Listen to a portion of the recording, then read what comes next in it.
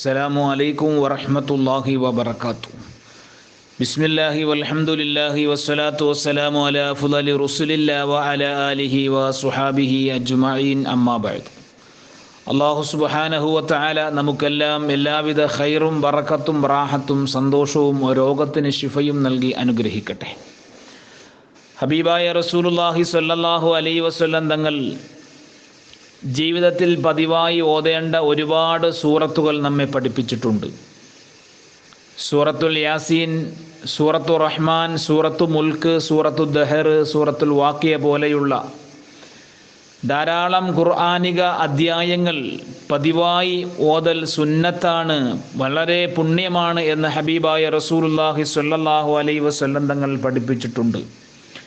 അതിൽ വളരെ പ്രധാനപ്പെട്ട ഒരു സൂറത്താണ് സൂറത്തുൽ വാഖിയ. മഹാനായ മസ്റൂഖ് റളിയല്ലാഹു തആല അൻഹു പറയുന്നു, മൻ അറാദ അൻ യഅലമ നബഅൽ അവ്വലീൻ വനബഅ അഹ്ലിൽ ജന്നതി വന്നാർ വനബഅ ദുനിയാ വൽ ആഖിറ ഫൽയഖറ സൂറത്തുൽ വാഖിയ.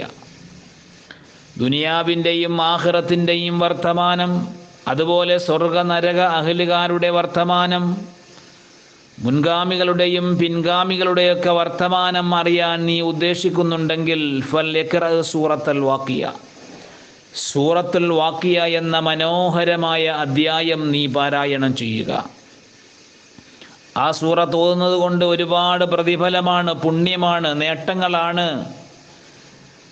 മഹാനായ റസൂലുള്ളാഹി സ്വല്ലല്ലാഹു അലൈഹി വസല്ലം തങ്ങൾ ഈ ഉമ്മത്തിനെ പഠിപ്പിച്ചത്. നബി സ്വല്ലല്ലാഹു അലൈഹി വസല്ലം തങ്ങൾ പറഞ്ഞു, മൻ ദാവമ അലാ ഖിറാഅത്തി സൂറത്തുൽ വാഖിയ ലം യഫ്തകിർ അബദാ. ഒരാൾ സൂറത്തുൽ വാഖിയ നിത്യമായി പതിവായി പാരായണം ചെയ്യുകയാണെങ്കിൽ ലം യഫ്തകിർ അബദ, ഒരിക്കലും അവൻ ഫക്കീറാവുകയില്ല, ഒരിക്കലും അവന് ദാരിദ്ര്യം പിടിപെടുകയില്ല എന്ന് ഹബീബായ മുഹമ്മദ് റസൂലുള്ളാഹി സ്വല്ലല്ലാഹു അലൈഹി വസല്ലം തങ്ങൾ നമ്മെ പഠിപ്പിക്കുകയാണ്. മഹാനായ ഇബ്നു മസ്ഊദ് റളിയല്ലാഹു തആല അൻഹു വളരെ ശാരീരികമായി മെലിഞ്ഞ ഒരു സ്വഹാബിയാണ്, എന്നാൽ ഈമാനികമായി വളരെ കരുത്തുള്ള സ്വഹാബിയുമാണ്. പരിശുദ്ധമായ കഅബയുടെ മുറ്റത്ത് പോയിട്ട് പരിശുദ്ധമായ ഖുർആനിലെ സൂറത്തു റഹ്മാൻ പരസ്യമായി ആദ്യമായി പാരായണം ചെയ്ത സ്വഹാബി. അത് കാരണം അദ്ദേഹത്തിൻ്റെ ചെവി ശത്രുക്കൾ അറുത്തുമാറ്റിയിട്ടുണ്ട്. മഹാനായ ഇബ്നു മസ്ഊദ് റളിയല്ലാഹു തആല അൻഹുവിൻ്റെ കാൽപാദം അർശിൽ പതിഞ്ഞിട്ടുണ്ടെന്ന് ഹബീബായ റസൂലുള്ളാഹി സ്വല്ലല്ലാഹു അലൈഹി വസല്ലം തങ്ങൾ പറഞ്ഞിട്ടുണ്ട്.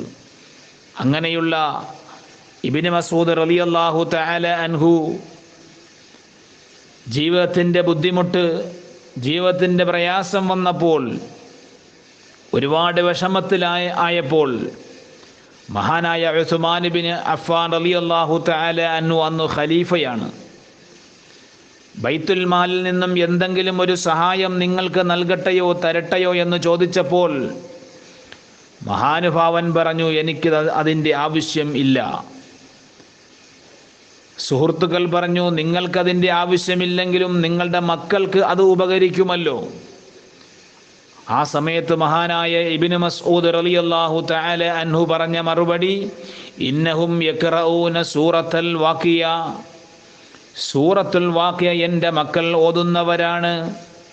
നബി സല്ലല്ലാഹു അലൈഹി വസല്ലം തങ്ങൾ പറയുന്നത് ഞാൻ കേട്ടിട്ടുണ്ട്, മൻ ഖറഅഹാ ലം യഫ്തകിർ അബദ, ആരെങ്കിലും ആ സൂറത്തുൽ വാഖിയ ഓതിക്കഴിഞ്ഞാൽ ഒരിക്കലും അവന് ദാരിദ്ര്യം പിടിപെടുകയില്ല എന്ന് ഹബീബായ മുഹമ്മദ് റസൂലുള്ളാഹി സ്വല്ലല്ലാഹു അലൈഹി വസല്ലം തങ്ങൾ പറഞ്ഞത് ഞാൻ കേട്ടിട്ടുണ്ട്. എൻ്റെ മക്കളോട് ആ വാഖിയ ഓതാൻ ഞാൻ കൽപ്പിച്ചിട്ടുമുണ്ട്. അവർ ഓതിക്കൊണ്ടിരിക്കുന്നവരാണ്, അതുകൊണ്ട് ദാരിദ്ര്യം ഭയക്കേണ്ട കാര്യമില്ല എന്ന് മഹാനായ ഇബ്നു മസ്ഊദ് റളിയല്ലാഹു തആല അൻഹു പറയുകയാണ്. അല്ലാഹു നമുക്കൊക്കെ ആ സൂറത്ത് നിത്യമായി പതിവായി പാരായണം ചെയ്യാൻ അല്ലാഹു നമുക്കും നമ്മുടെ മക്കൾക്കും കൂട്ടുകുടുംബാദികൾക്കും എല്ലാം തൗഫീക്ക് നൽകി അനുഗ്രഹിക്കട്ടെ. എല്ലാവരും ആ സൂറത്തുൽ വാഖിയ ജീവിതത്തിൽ ഇന്നു മുതൽ പതിവാക്കുക.